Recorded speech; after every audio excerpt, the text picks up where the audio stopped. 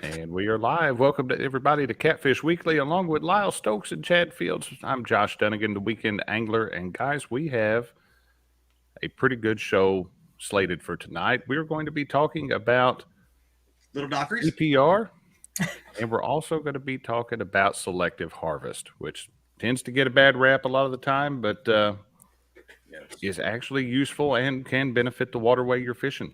So, absolutely. I have a feeling we won't agree with everything. The three of us won't agree on everything in this topic, and that's okay because it makes for a healthy conversation. Mm-hmm. You know, one thing before we even get started on that we will not disagree, or we will not agree on. What's that?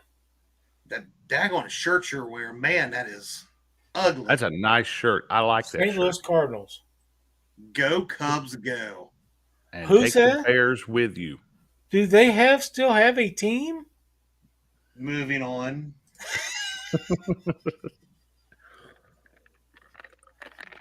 Seven world championships. He don't know anything about postseason, so 7 world championships. And we got like 3. That's okay. 7. Anywho, let's say hi to some people here in chat. We've got Vid Fisher, 922 Crappie Barbecue, Jason Lamb, Hawk Catfishing. That's a pretty cool name. It is. We got Joe Newman and Joe Buck 66 member. Uptown Chrissy Brown. Member Carolina Catfish. What's up, David? Mark Barnum, Laura the Explorer. Congrats on 1K. I was gonna say I saw Laura hit 1K this weekend. So good for her. Sampy has made it in. Sean Abney. Great supporter of our show right there, Sean Abney. Right. They've been watching us for years and years. We got John. I'm going to mispronounce the last name. I'm sure was Wieserich. Wieserich? Yeah, exactly what I said. We got Troy from Real and Virtual Outdoors. Member Get Hooked on D Fishing. Member Catfishing Crappie. Scrolling. We're all high. Scrolling. We got Mr. Palmetto Cats has made it in. Chucky Morgan. Ooh. Carolina Catfish says go Braves. I kind of like Atlanta. Not as much as Cardinals, but I like it. I like the I Reds, can too. I can deal with the Braves over the Cubs. Yeah, absolutely, yeah. Both of you are dead to me. Rod Knockers Fishing. What's going on? Glad you made it in. Brad Becks. Crappie Day Fish on. Sunny Cat Nabber Parker. Mr. Dave Funk. Miss Annette's Catfishing. And gentlemen, I've made it to the bottom. Wow. And we've got some milestones I saw in here. We've got I Love Catfish Weekly. Member for 23 months. Get hooked on D fishing. Oh, thank you so much, D. You're special. You're sweet. We love having you as part of our show. And then another one we got for 24 months, still member number turd, Mark from Catfishing Crappie. And the amazing Fishing with a Chad, member for 23 months. We love you, amazing host of Catfish Weekly. You guys are awesome, man. Thank you so Chrissy much. Brown, member 22 months. Yep. There's Miss Chrissy Brown's. I've seen the sweet Christina Dunnigan has made it in. Yep. Mr. Paul Boyd. Catfishing Fresno. All right. Palmetto Cats, did you get him? I surely did. I missed it. We'll get back over here. Yeah, so we thought it's that time of year. Fish are starting to feed.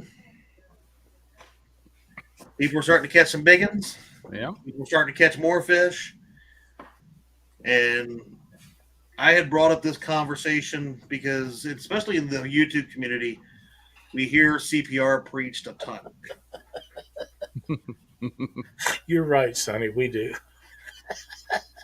Sonny, don't encourage him. Valkyrie's a Cubs fan too. I know. And nobody's perfect. He sure isn't being a Cubs fan. Already reeling it in. Reeling it in, guys. No. I think we're going to hit a home run with this conversation. Let's go. There we go. But yeah, no, I thought about it because I see CPR being pushed more and more, and I think CPR is a great thing to a point. But I'm one that I really do. There is a time to also promote selective harvest. So I agree.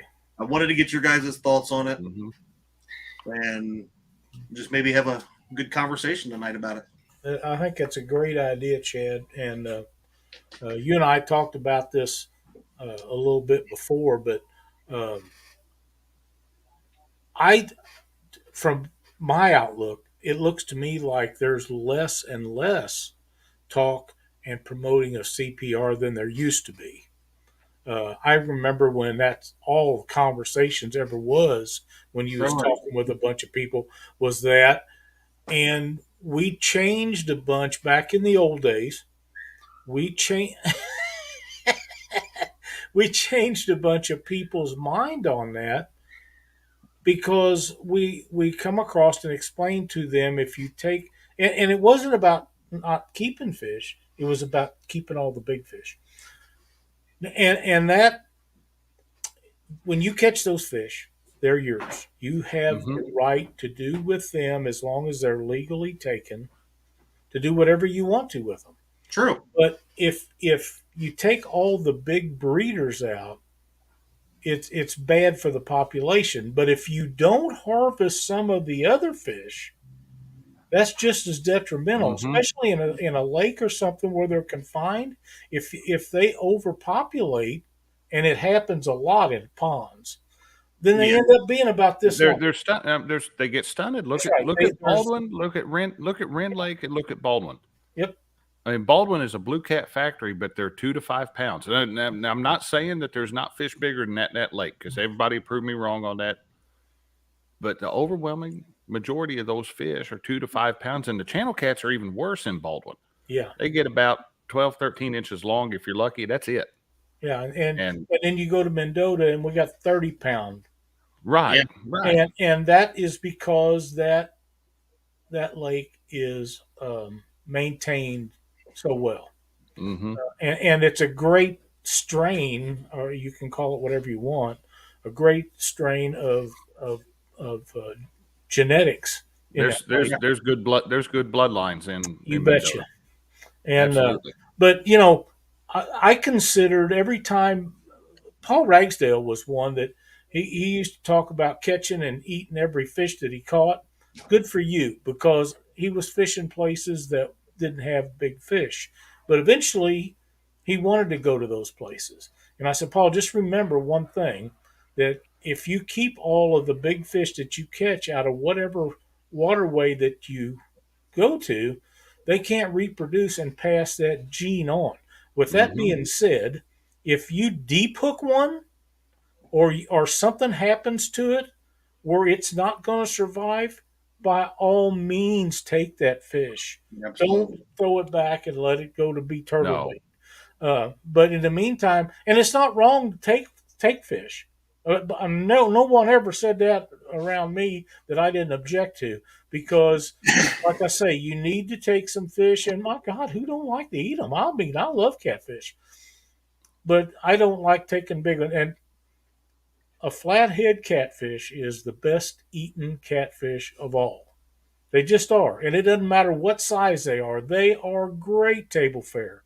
But I just can't kill one of them that's very big. I just can't do it because I love them so much. They're the king of cats. They just are amazing fish. And if they get very big, and everybody's not like that. I just can't harvest one like that. And I just, that's just the way it is. Now, channel cats, I can't eat them big ones we catch at Mendota, but I can eat them 8, 10-pounders, 5-pounders. They're great table fare. Cut the red meat and the yellow meat off of them because that's just fatty stuff. Keep the white meat. Blue cats are the same way. And blue cats, when they get bigger, my experience with those is they get a rubbery, stronger taste to them the bigger they get. Now, the small ones, not so much. So They're great. I must be missing something here. Are you laughing at the comment that was just made? Yeah, I'm laughing at the comment that was We'll just leave made. that one alone for a moment, but I want to say hello to Pablo Fishing Game. Hello, my friends. Greetings from Buenos Aires, Buenos Argentina. Aires. Hey, that's awesome, man. Welcome. Thank you for Glad joining to us, there, have you. Pablo. Good to have you in here. Yeah. We are so blessed to have people like that come and watch our show. But I didn't mean to go on and on and No, on. you're But good. You're good. It's great. this has been a subject that we have had Yeah. for years and years and years. And when you mentioned doing a show about this, I was already primed and ready to go. Yeah, well, I mean, no, it's a great conversation because, again, you look on Facebook and social media, you hear a lot about CPR. With all the tournaments that are going on online now with YouTube, you hear a lot about CPR, and I don't have a problem with that. No, me either. But we do, like I said, we don't want people out there thinking you can't keep fish. No, right. and that's one of the things. That's one of the things you see on social media, Facebook especially, and any of those groups on Facebook. They'll take somebody show that they brought some fish home, and they might not be 3 or 4, 3, 4, 5 pound fish, perfect table fare size, and they will get crucified in these groups for taking fish home. Right, that is wrong. You paid your money. You paid your money to the state or whatever to get your fishing license. That fish, as long as you're doing it legally and ethically, is yours to do what you want. Now, am I going to keep a fish that's big? No, 10 pounds is my cutoff. Anything over 10 is going back in the water. Under 10, most of the time it's going back in the water. And all of us and many others have a different number that they throw them back. Mm-hmm. And not to interrupt you, Josh, but for me, a great big catfish or any kind is like butchering a friggin' hog. You got to waller that thing around, and give me them little 4 or 5 pounds. Anyhow, I'm not going to clean them. I don't like to clean fish to start with. A lot of times I'll throw them all back and we'll stop at a restaurant and eat fish on the way home, just so I don't have to clean them. But I love to eat them. And not just catfish. I love bluegill and crappie too. So, but go ahead. Let's face it, meat prices are going up, and they're not coming back down. Not anytime soon. That's right. So, it is not going to hurt anything to. And there's Sonny with that said doesn't keep anything over 8 pounds. Yeah. You got to find your number, whatever it is. Yeah, and you got to find your and I would say that you need to base your number. Don't just arbitrarily pick a number. I mean, you can. It's not going to hurt anything, but base it on the size of the fish where you're fishing. That's right. Yes. If you've got a lake that, like I've got Crab Orchard Lake down the road, I can go catch channel cats at Crab Orchard Lake, and I can catch 10 to 12, even higher than that all the time, consistently over 10 pounds. Is it going to hurt anything for me to take a few 10-pounders out? No. But I just, personal preference, I like smaller than that. I like something I could throw up on that fillet table, knock it out and done, and I don't have to sit there and trim all the yellow meat off of it. There is perfect right there from Troy. Moral of the story, do your thing and don't get on to others for doing theirs. That's the truth. That's exactly right. And yeah, but that would make too short of a show, so come down there, Troy. And Mark agrees with what you're saying. So that's rare right there. So it is. But to go back just a little bit, though, to start out whatever is legal in somebody's area, like in my area, if I go out and I catch a blue cat over 35 inches and a flathead over 35 inches and a channel cat over 28 inches, I might keep one of those if I so choose. Now, I'm not one. I don't want everybody to sit here and think we're telling you go out and just harvest everything you want. You catch. Those are the types. What Lyle was saying are breeders, and why a lot of us do have that number in our head. And for me, it's those 2 to 5 pound channel cats. Those 4 to 8 pound blue cats is where I'm at, and I still I've harvested one flathead that I can recall, and ate it, but That was it. I have a hard time like Lyle keeping them, even though we could probably keep a lot more. Absolutely. And if I didn't hate cleaning, Those are called fish sticks, Sonny. if I didn't despise cleaning them so bad, I would probably keep more. But you know what? After you spend, when we go, we're there for the day.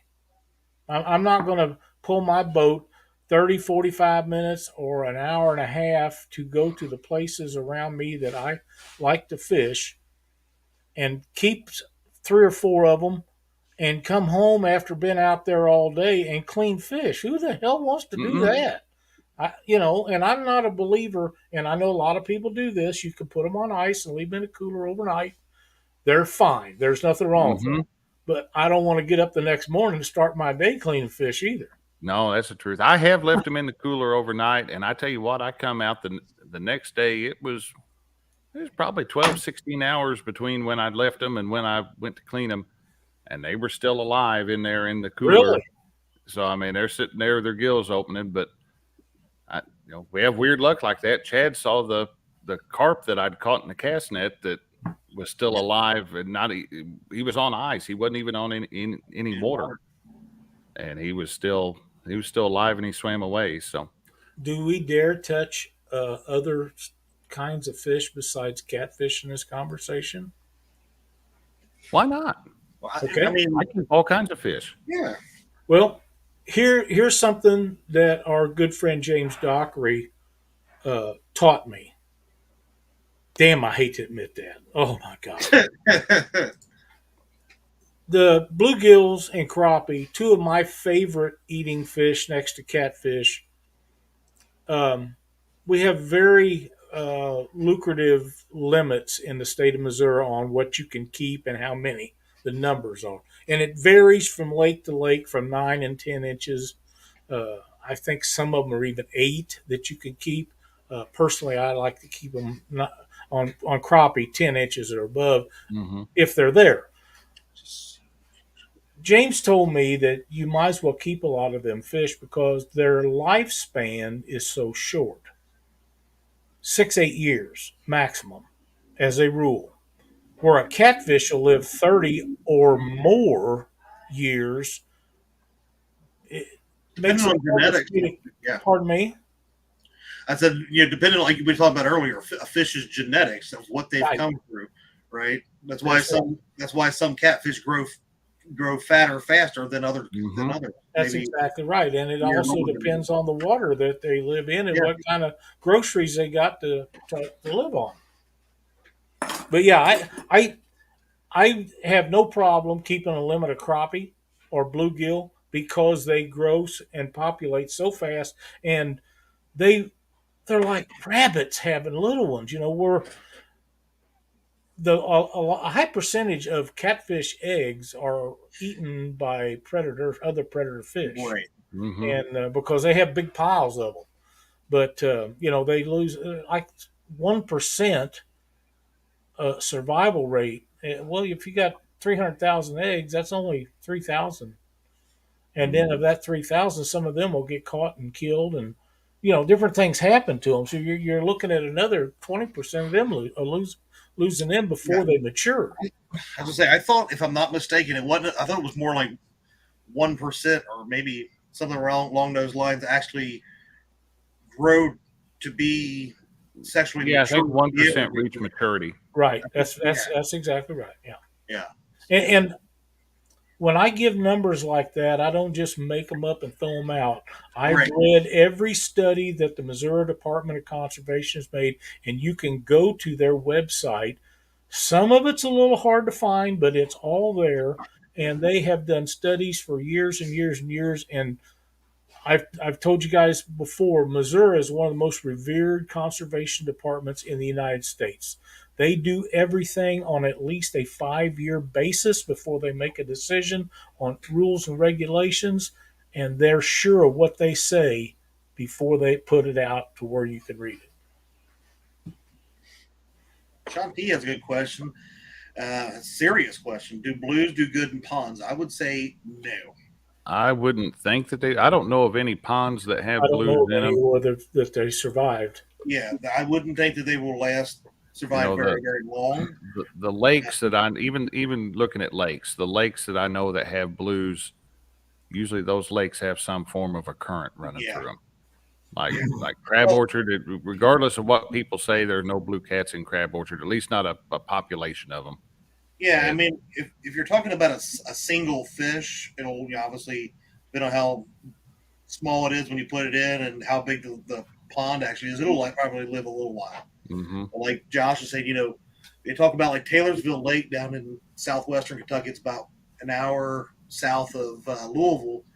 You know, they say that they have to stock those blues that are in that lake. They cannot reproduce in that lake. I don't understand why. Something about the forage and however the lake's laid out or whatever, but they said they cannot spawn in that lake. So I would assume the same thing in something like a pond. That they rely on, I think, the current and stuff as well, where they dig out to lay their eggs. So I would think it wouldn't last very long. That's right. This comment kind of hits home with us because I've seen this before. And if you're not going to clean them, just return them back. Yeah. I like putting them in live well, especially big fish on rivers and stuff where the current's heavy and you fight one of them for 20 or 30 minutes. They're not used to putting out that kind of energy. And a lot of time I'll put them in a live well with with aeration in it or oxygen because I have that available on my boat to revive them before I release them. Let them gain their composure a little bit. But if you're not going to clean them, don't harvest them. Don't No. keep them and let them die and then throw them out on the bank. That's the worst thing that you could ever do. And the And kids that come most up, states had to get you a ticket. You get it's caught doing illegal that too. in Missouri, yeah. But the sad part is, the kids and other people starting out come and see that, and then they do the same thing. So that's something we don't need to get rolling on. Sean, I see your comment there. Flathead would probably be the best. Flathead will thrive in a pond. Oh yeah. Blue cat won't, but you need a breeding pair of flatheads in there that take care of those. I would act with a breeding set. They will breed and take over and kill every bit of bait if you ain't careful. That's exactly right.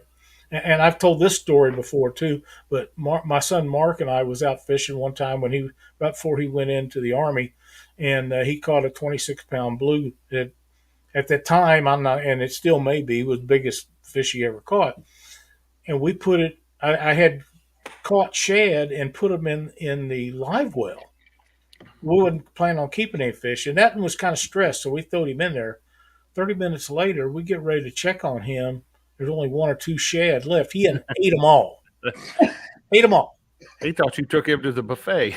It's like we had to go bait that we could fish, but it was still a great day. He got to catch the biggest fish he ever caught, and I got to be there with him. And it was an awesome day. We had a great time. That's the year that Truman Lake flooded, set records where it was 30 and 40 feet above pool, and oh wow, the fish was on fire the whole time. You go up there and catch all you wanted in 2 or 3 hours, man.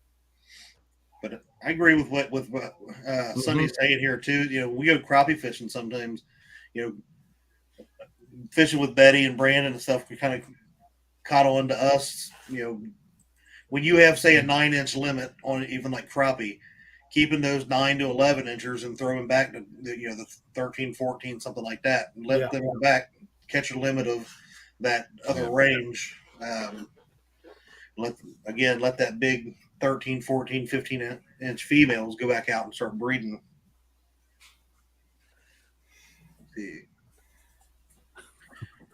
922 crappie barbecue. A ranger biologist told me that if you take those big crappie, it will not hurt the lake because he is at, I think it was like genetics. That's exactly what James said. That goes back to that 6-year lifespan on them. So yep. It goes right back to what James had told me, and I did not realize their lifespan was. I would still like to put that back in hopes that maybe, just maybe, I can catch it again. Yeah. That's exactly right. And I know James Smith told the story of three people that had caught the same fish out there by them. It had some kind of marking on it. It was tagged. I And know what they you're caught talking about. three. Dieter had caught it, he'd caught it, and somebody else. But anyhow, they caught that same fish three times, and they know it was the same fish. So that's pretty cool. Interesting. Bluegill are the exception. The bigger gills, once gone, stunt the lake. They need to keep the smaller ones from maturing too soon. Many years ago, it wasn't a problem with less pressure, and that's another Yeah. thing. There's more pressure right now on fisheries than ever before, and I think it will stay that way for a Yeah. long time to come because I would much rather. I'm not a game player on computers and cell phones and stuff. These kids nowadays are, and it's a great thing for them to do when they're could be out getting in trouble. But they need to be outdoors. They need to be learning how to catch fish and hunt, and so they can tell their kids or some other young guy when they get to be of age, old enough to do it like we do now. Those people need to be doing that, and these kids that are growing up today are the future Catfish Weekly host and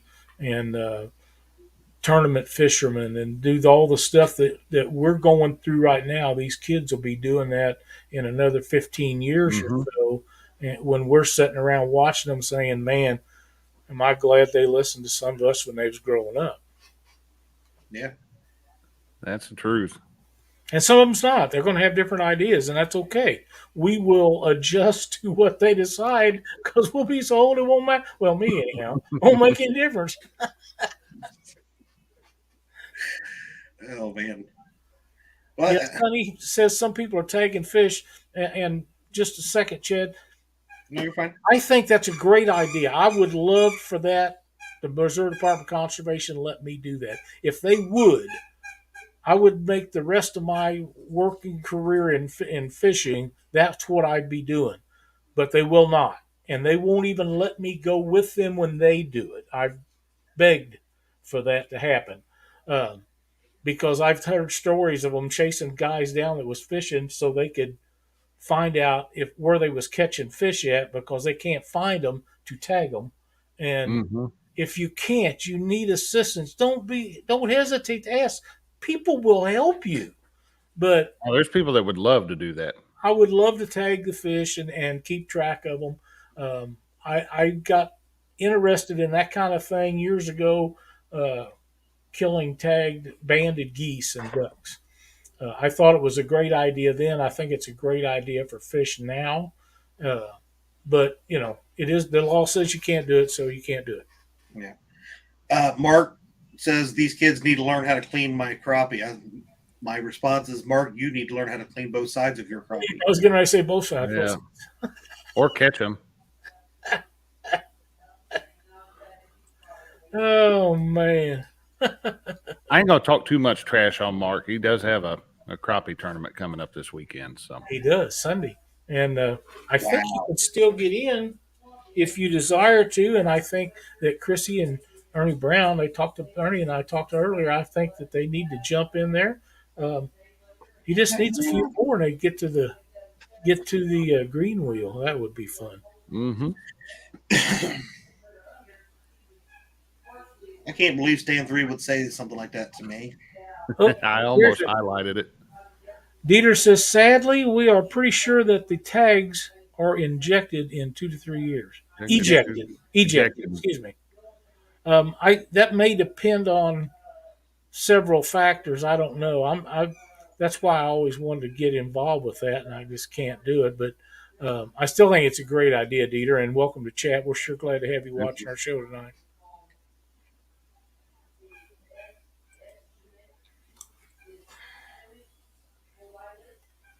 The state of Mississippi has a protective angler tagging data research on the Mississippi River. That's awesome. I know for a fact that Missouri Department of Conservation, several years ago now that this happened, tagged a small blue cat somewhere between Kansas City and Columbia, in that area on the west side of the state. 3 years later, they found it, or it was caught, and the tag was turned in below Memphis. So it went all the way Oh, down the wow. Missouri River and then down the Mississippi. And that's not strange to me because blue catfish travel a lot. Yeah. My question has always been, how many times did it make that trip? Just Mhm. once? Several times? Nobody knows. And that's why tracking would be a great option if they would get involved with that. I'd love to be involved with Poor Mark. that. By the way, Mark's going to give all the information out for his tournament coming up Sunday. For it's one that Panfish Nation qualifier tournament. It's the very first one of the year. There are a bunch of people will be in there tonight. He follows us tonight when we get done doing our show. And if you're interested, I think there's positions open. You can catch panfish and be involved with this. And we're talking about any kind of bluegill, sunfish, anything like that, and crappie. And you should tune into that. It's going to be fun. Let's see here. There it is. Man, Sean T lives 30 miles from the Mississippi and just can't ever find time to go fishing. I hear that. Oh, my God. It How has far do been you think blues will travel? Long ways. Oh, Long wow. ways. Yeah. There's no boundaries on them. I like think that one. how valuable would GPS information be? I think it'd be outstanding. It'd be a game changer. I think it would be outstanding, Stan. I really do.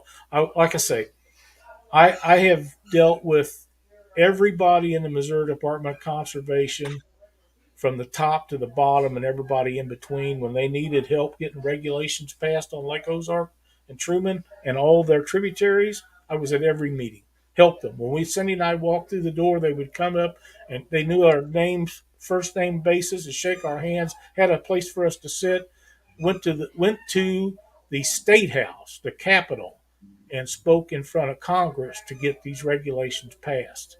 Argued with a lady representative that just swore up and down that her constituents had to have them regulations not installed because they depended on them fish to eat. And I told her if they needed fish that bad to eat, I passed probably 25 help wanted signs at McDonald's. They needed to go get a job.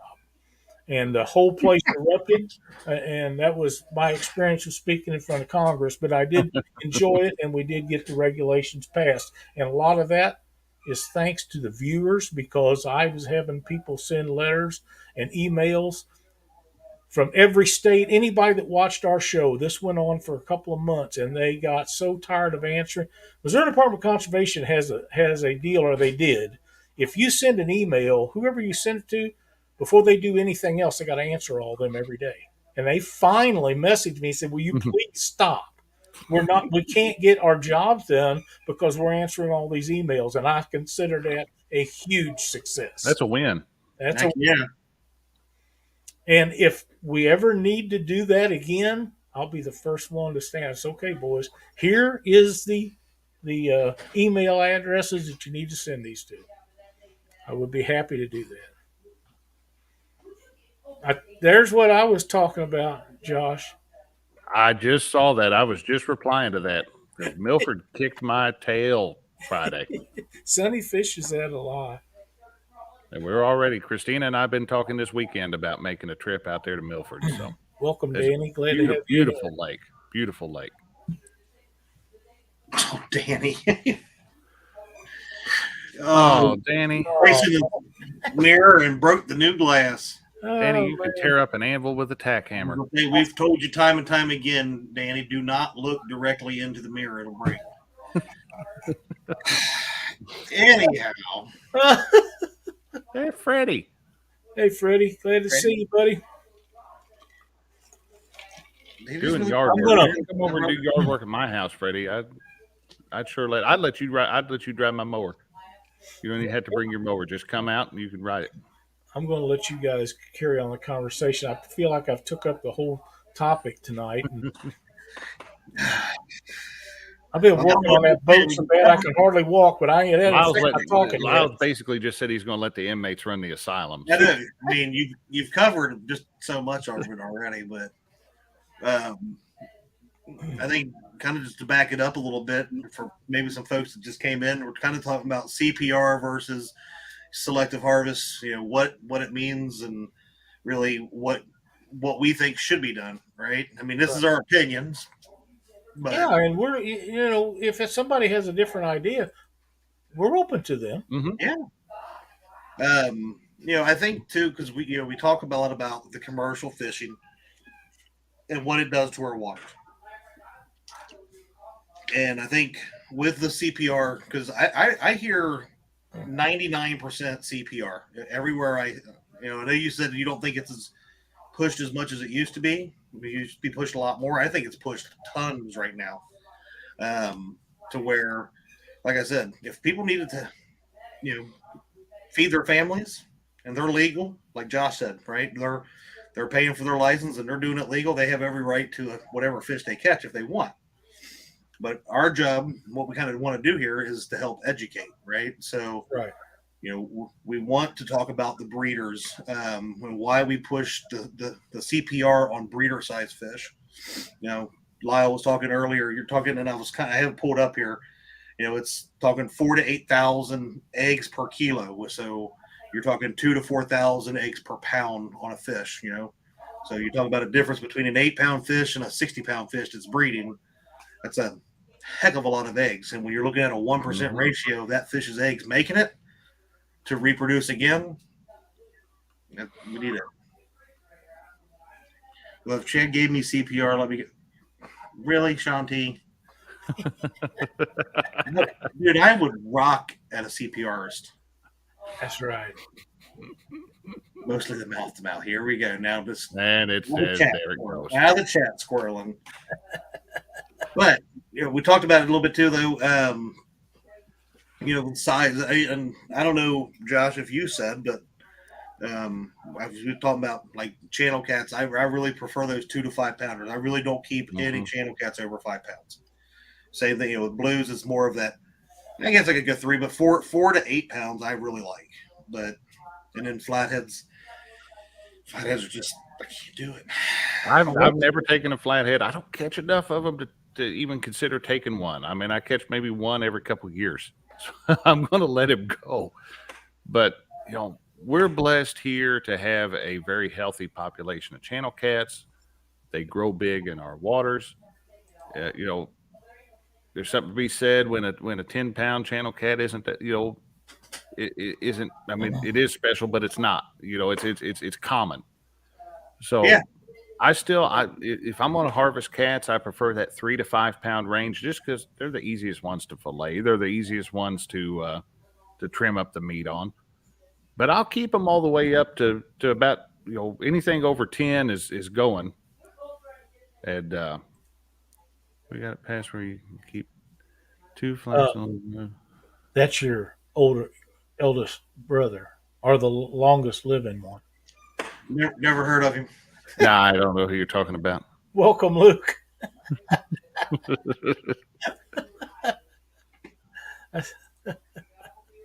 But yeah, I agree. But it does. It comes down to knowing your waters. I mean, Joe Ziegler says 5-pound channel cat there is a trophy. Yeah. You wouldn't. That's all you can ask for. If that's the biggest fish in your water, that's what I'm fishing for. Yeah, and but you don't want to take a bunch of them. But yeah. And I get you're talking about like when even I see Creole's comment about channels are fair game, and I guess that depending on the person, but even like here, when I think channel cats in the Ohio River, right? I have seen maybe I probably count on one hand the number of channel cats I have ever seen over 10 pounds on the Ohio River. Mm-hmm. Very few. Yeah, they don't get huge. Yeah. Now, if you go up to some of the lakes over here in Ohio, you will run into those teeners, even up to 20 plus pounds. But you don't see them on the Ohio, right? We don't see a lot of blues very big either most days. But to me, if I'm going to keep the smaller ones, a 10-pound channel cat on the Ohio River to me has earned the honor to go back and go. Oh, definitely. I agree with that. Yeah. With the hopes that the biggest one that I have ever seen come out of the Ohio River was 19.5 pounds on the first year of the Rising Sun tournament. And that thing was monstrous looking. Everybody thought it was way bigger, but to me, I give those a chance to live. They've earned it. Danny says the only part of a flathead he likes is the belly meat. Not worth killing them just for that. So he releases all of them, and that's like the fillet of them. Oh yeah, it really is. Filet mignon. Oh man, it's good stuff, dude. It really is. Trophies fish is in the eye of the beholder, and that's exactly right. Yeah. That's why we make the decals of pound size. So if you catch one and it's a trophy, we have everything from in Catfish Weekly decals from 10 pounds to 100. We don't have 100, but if you catch one, I will have Katie make you one. Mm-hmm. And then you can wear it proudly on your vehicle or your boat or wherever that you catch it. We also do that with bluegill and crappie. 1 pound bluegill is a huge deal. 3 pound crappie is a big deal, but we have decals for 1, 2, and 3 pound crappie. I'm wondering if you ought not make a decal up for sharks, because I know somebody that catches sharks. I can have one made for him, and when I get his rod done and send it to him, maybe I'll just include that. I want to see one of them caught on this bumping rod. That'd be something. Oh man, that'd be wild. That'd be pretty cool to see. Yeah, that would be something. But I mean that comes down to. I did a live last June. It was right before John's first birthday party, and I told people when they're coming in, because right or wrong, people get uppity when it comes to keeping fish. Now I was out there that day to catch fish for a family fish fry. So if they were in the size range, they were going into Livewell. And I told people, if it hurts your feelings, click off. You're not going to hurt mine. Click off and come back later or whatever. But I kept a lot of fish that day. I think I kept 14 or 15 channel cats. Now, that did not hurt the population in Wren Lake. No. At all. It did nothing, did zero to the population in Wren Lake. And, we got home, we took and got all those cleaned up and filleted and fried up and had a good family fish fry for my son's first birthday. So that's kind of become I think that's going to stay with the tradition we're going to take. And until he's old enough to say, hey, Dad, I don't want to do this no more, I think we're going to have fish fries for his birthday party. So. No paddlefish. Paddlefish. No, I don't have stickers for that. That's not really. You talk about Selective Harvest. You talk about spoonbill is good eating. Man, I don't care for them. They're rubbery. The ones I have had. Man, I've had them fixed so many different ways but the only time I was ever out doing that was a guy that used to do it the old way where he sat there and jerked 1 pound weights all day. Mm-hmm. I can't do that. My shoulders won't tolerate it. Had surgery on both of them multiple times and replacement on one.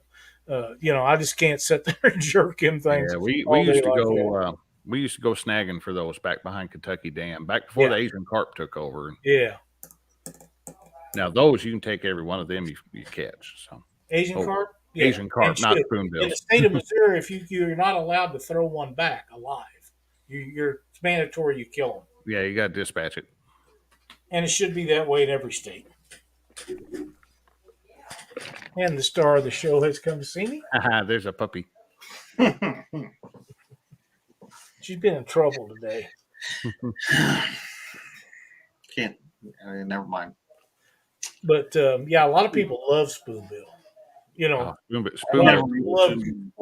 Love goose, too, but I'm not one of them either. No, those are good, too. Yeah, I can't eat them. No goofish? I still want to catch them, though. They're fun to catch. I still want to try out the Creole recipe on that. He and I have talked about that one a little bit. So, well, I'm sure he cooks them up. I mean, I think they eat everything down there where he lives. Pretty much, I think. And some of the stuff they eat it multiple times. We've only been down to New Orleans once, but thanks for watching, Sonny. I didn't have anything bad to eat while I was down there. That's for No, sure. I went down somewhere down there. I don't remember now. It wasn't in Mississippi. Maybe it was. I don't know. I don't remember. But anyhow, someplace down south when I was working all the time on handicap vans for a training class, and it was Atlanta, and we got in a Creole. They called it Creole, some kind of restaurant, and that was as close to Cajun food as I had had at that time, and it was really, really good. Uh, but I wanted crawfish, and they didn't have it. It was sold out actually, Mm-hmm. and but I got them later. Luke was there. He knows. Happened a week ago. Luke. We'll buy you shrimp. I love shrimp. Looks like the Marsh of our family. Who, Luke? Luke. Luke. Oh man, I got a feeling that Luke has a future show coming up with us. I'm sick that week. He better just stay out of my fishing spot and not try to take my new PB again like he did last year. He gave it to Tara. That could be worse. You could be trying to unload your boat and he'll pull up all the way up on it. That way you can't even raise the motor. He's been known to do that. I tell you, I had boat trouble where I had to change the ignition switch in my boat last year up there. If you guys remember, and I made a call to Luke because I knew he was coming down that day. What time was he going to be at the ramp? Because I wasn't sure I was going to have problems getting that boat on the trailer, which I didn't.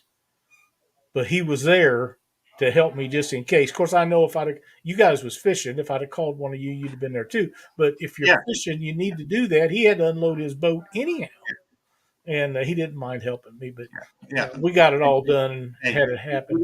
Who got the pole out of the ground? That was you, my friend. Yeah. Who pulled all the weeds off? None of these other clowns. That was you. I didn't see Luke pulling no weeds off the prop pile. That's right. What's up, Uncle Lou? Glad to see you in here, Lee and Dave Funk. We're sure glad to see you in here. Oh, if you guys don't like the crawdads, it looks friends, you need to do that. Dave has a great web page over there on Facebook, and he's a super nice guy to deal with. I'm sorry, Josh. What did you say? I said Dave Funk is saying he said crawfish tastes just like you would think, like bait. Maybe I like bait. I don't like chicken. Now Mark's trying to take credit for me going to get your whatever that thing's called, shallow water anchor. Oh wow! Oh, you guys are a mess. You guys are right. Okay, I'm gonna give Mark a little credit. He did. He called and he said, "Hey, Dad's pole stuck in the ground, and my little dainty hands, I can't pull it up out of there." And he's like, "You get it?"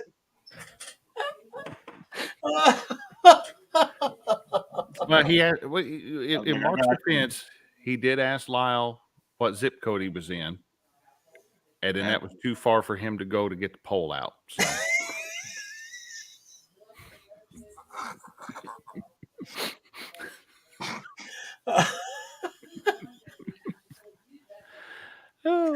David Smith, welcome, my friend.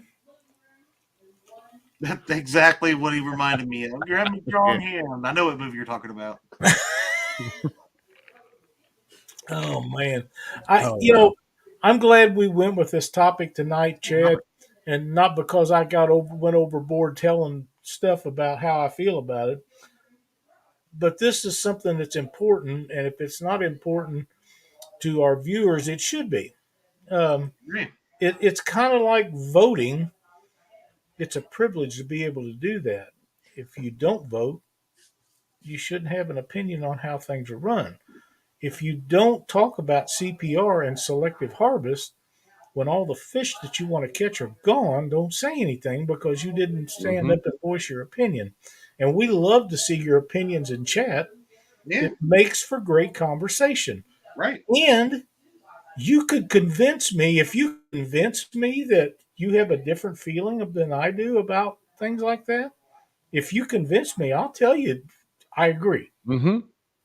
But you have to. And there's a lot of people out there, like the numbers thing we was talking about, Chad. Everybody has a different number on fish they're going to catch. The size, I mean, poundage. Rounded, yeah. If yours is 5 or 10 pounds, like whatever it is, that's awesome. I'm never going to keep one over 10 pounds. I probably won't keep any over 5. But if I just want to take one and I got an 8-pounder, he's probably in trouble. You know. Yeah. But I just don't like the big ones. Like I say, they're like butchering a hog. You got to roll around on that table, and that's just a lot of work for me. And that I don't have to do with smaller fish. And I like the taste of smaller ones better. And do you know where my 8-pound mark came from?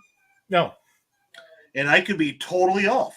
I may be wrong with this, but it has been told to me that 8 pounds, like on a blue cat, is the age of the weight of sexual maturity where they actually start laying eggs that reproduce. That's very possible. Yeah, that's very possible. You're probably not too far off of that. Yeah, that's where I came up with that guideline to say 8 pounds is where I want them fish to be out there reproducing as much as possible, right? So, like I said, could be totally off, but that's what I'm living by. Matt says, my opinion, it was a race from the sack and luck won.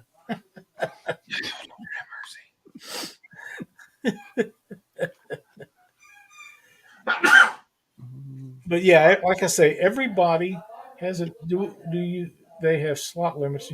They do on Truman, Lake Ozarks, and all the tributary. None of our local lakes have any type of limits on the catfish. So I understand he puts about the same kind of regulations on Mark Twain Lake for catfish now too. I don't fish up there very much, haven't in years. I wish they would put them on the Missouri and the Mississippi rivers. Mm-hmm. That's where we need them. Worst of all, and make the commercial people have the same regulations as the everyday fishermen. Yep. And we will have more and bigger fish in just a short order. Mm-hmm. But that's what needs to be done. And I keep preaching that, and nobody really listens. But I'm not going to stop, and they know I'm not. There's our buddy Kenneth. Hey, Kenneth. Uncle Lou. Always like CPR. If I do keep a few not over 6 pounds, let the rest swim away unless foul hook. That's a great way. And that comes down, knowing your number and sticking to that. Yeah. But you to worry about. I mean, it is something to think about. And again, guys and gals, we're not here telling you can't keep. No, we want you to keep it. It's up to you. Totally up to you what you do. We're trying to just kind of throw out what we think and what we do and stuff like that, and what we just don't want everybody. My biggest thing on this whole conversation was to get people to not get so caught up on CPR. CPR is a great thing. It's great, but I tell you what, I have seen people, and I practice it. I practice it all the time. I do keep fish. But man, I've never seen the degree of browbeating online that you see when it comes down to CPR versus selective harvest. Yeah. That's the quickest way to turn somebody off a CPR is to every time they show a picture of a fish that they kept to just especially a newcomer into the sport. Yeah, here's somebody that's proud of the fish they caught. They're showing them. Now you have an opportunity to somebody you could educate somebody. And you could tell them, hey, in the future, blah, blah, blah. There's a way to tell that. It's called Irish diplomacy. Irish diplomacy is telling somebody to go to hell in such a manner that they look forward to the trip. And you could tell somebody to hey, maybe you ought to do it this way. But man, I tell you what, if I show a picture of a fish and somebody instantly just starts browbeating me, guess what, buddy? Next time I'll take 2. That's just me. That's right. Yeah, you can't do that. You will turn people off, and you've completely defeated your I know several guides that have 15-pound limits on their boats. But the easiest way to stop people from keeping fish, if you're a guide, is to tell them you don't clean them. Oh yeah, because if you don't clean the fish for them, They ain't gonna want I them. ain't gonna keep any. Nope. Ooh, now there is a very serious Jason question. Jackson. What's your opinion on shrimp limits at the Chinese buffet? There is no limit on them.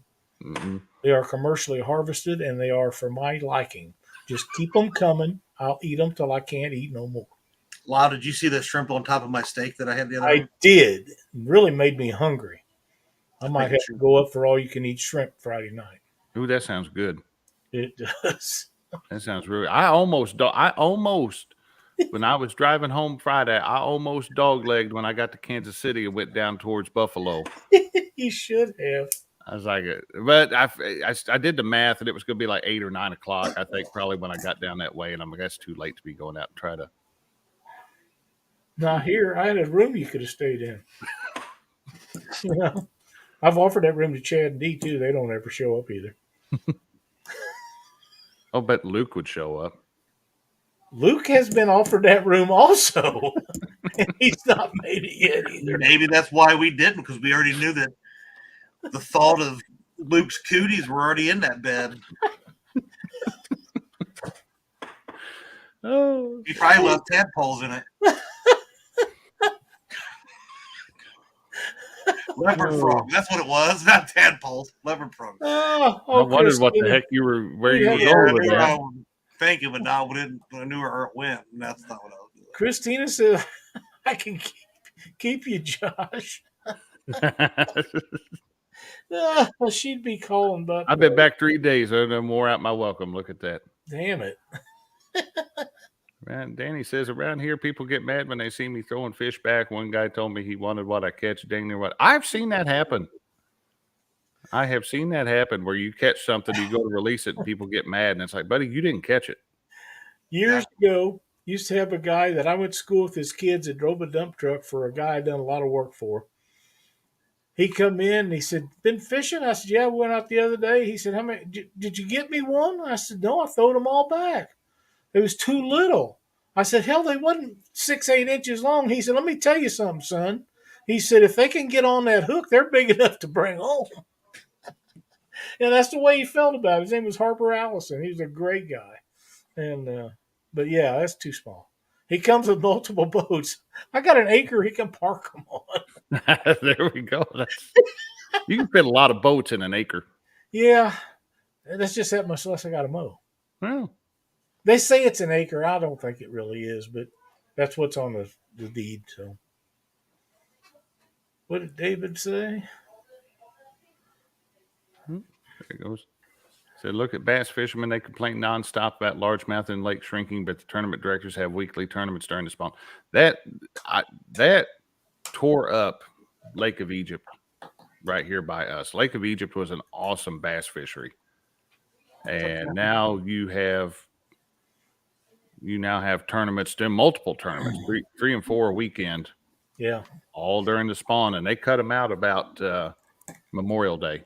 What the hell was it they told me up there when at Lake Ozark? 500 or 600 tournaments a year on that lake. Now it has multiple ramps, Right. but 500 or 600 tournaments. That's a lot of tournaments. And it's a huge lake. People don't realize how big Lake Ozark is, but it's massive for central part of the United States and a man-made lake.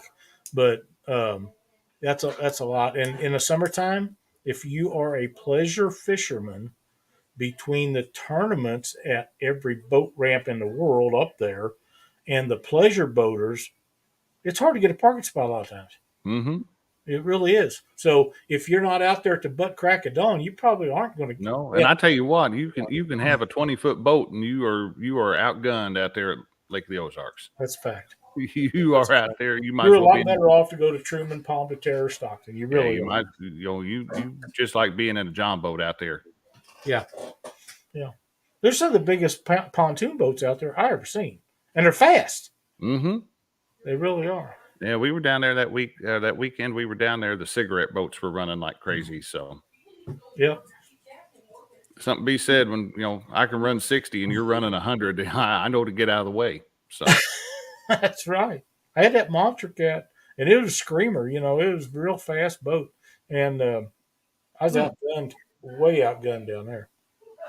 not in the tournaments, but in just every day. They've got Ooh, big block Fords and Chevys in them boats, and they get out there and they just fill them up. And I think most of them must own gas stations because they never run them at idle. It's always wide open. oh, it's always wide open. Yeah. I don't know. I think if I could afford that, if I could afford one of those boats, I could afford to run it wide open too. I guess so. Yeah. I guess. Do you think tournaments have a positive or negative effect on catfishing?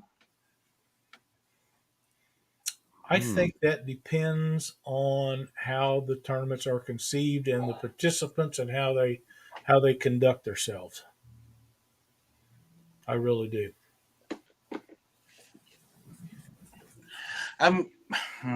It's a tough one to answer because I mean, at one point, it's all CPR, right? I mean, most every tournament I've ever seen, in person, online, whatever, they're CPR. Yep. You look at it they are catching fish. Their fish are stressed. Yeah. At the time, by the time they're put back, sometimes fish don't make it. Yeah, you got to look at that. You got to look at that tournament too, because you talk about them being stressed. Now throw riding around at 80 miles an hour in the boat trailer. That's the biggest thing that's wrong with tournaments today. They have allowed trailering. Mm-hmm. That's the worst thing that can happen to a fish. There's more fish die because of that than any other thing that has to do with tournaments. We had that almost gone, and the knuckleheads that brought it back, they should be slapped sideways, along with allowing three van teams. And that's something to remember. You got to look at delayed mortality on that. They're not going to die that day. A lot of them will swim away, but the next day, 10 miles down the river is where you'll find. He's floating down there. Yeah. But I think just with like with everything else, there's good and there's bad. Oh, absolutely. Tournaments have taken and made it where have gotten people to look at catfish as more of a sport fish and less of a, hey, we'll catch it, we're going to keep it. They have started. Tournaments have really pushed forward the CPR, but at the same time, they're stressing out the fish. Everything has to be done in moderation. Yeah. Yep. That's what I was saying. It has stepped up the thought of CPR a lot more with people. There's more as this sport grows and grows. That's not always a bad thing, right? So, and David Martin says, kayak guys have it right. They measure, send a pic for the directors, release it on the spot.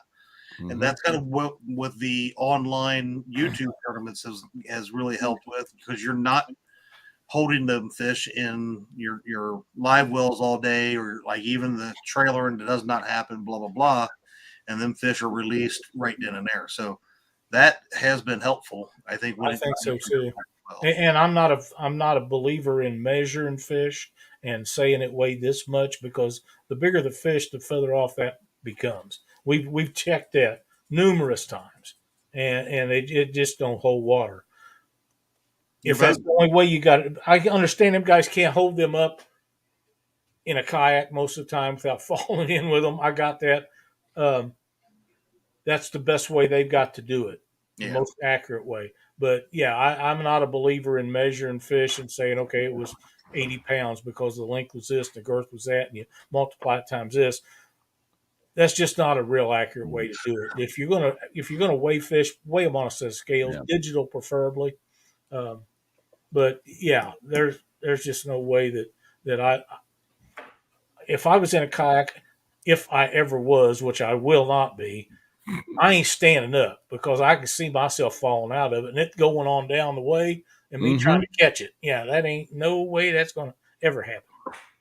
But I see David has now got a couple of them, so good for him. All that. Yep.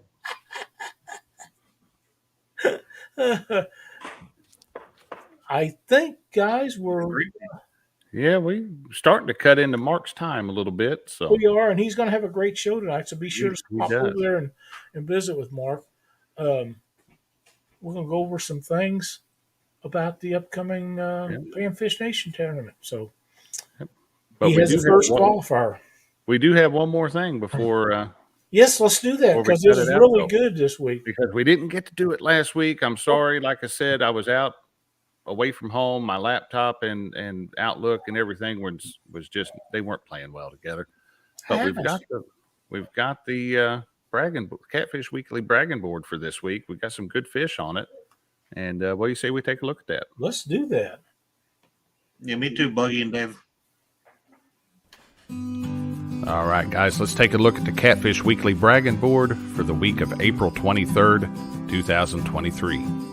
This week also includes submissions from the week of April 16th, 2023 as well. Up first, we have Shane and his wife from Little River Catfishing. She caught her first catfish, 18-pound blue cat. He come up with a 7-pound blue cat out there on their first trip. Great job. Next up, we have Sean from SF Outdoors with this awesome 44-pound Kerr Lake blue catfish. Way to go.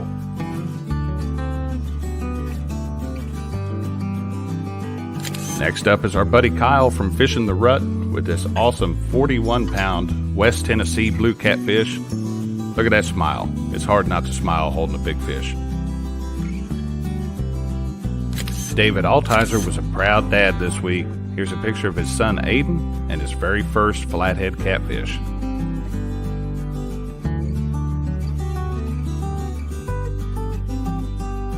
And last up this week we have Dan from 205 Wild Action with a big old blue cat. This was caught on cut bluegill out of the Warrior River. Thanks for sending us in the picture. Congratulations to everybody that made it on the bragging board this week. Appreciate you guys sending in your pictures. Couldn't have this without you guys.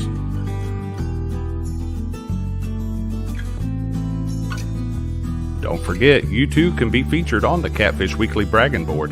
To be eligible, the fish must have been caught within the past 14 days, but we accept pictures of any species of fish. Email the photos of your fish to pics@theweekendangler.com. Send in the information listed on the screen. We'll get it up there on the bragging board for you. Guys, as always, thank you for watching Catfish Weekly.